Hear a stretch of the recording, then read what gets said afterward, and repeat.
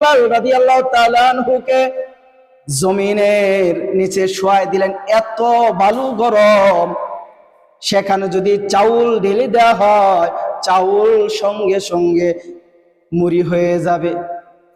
তাকে শোয়ানো হয়, পিঠের দিক দিয়ে সব রক্ত রক্ত, তার উপরে গরম পাথর আবার উপরে দিয়ে দিলেন। কিন্তু বেলালকে বারবার বলতেছে, ও বেলাল, আহাত আহাত শব্দটা তুমি ছেড়ে দাও, তাহলেই তোমার আর কষ্ট দিব না। আহাত আহাত শব্দ আর বইল না, কষ্ট যন্ত্রণা কমে যাবে। বেলাল ডাক দিয়ে বলে, কাফের রে, যে যন্ত্রণা আমার দেশ, এই যন্ত্রণা আমি যন্ত্রণা মনে করি না। যতবার আহাত আহাত শব্দ করি, ততবার আমার আল্লাহ আমার উপরে রহমত নাজিল করতেছে।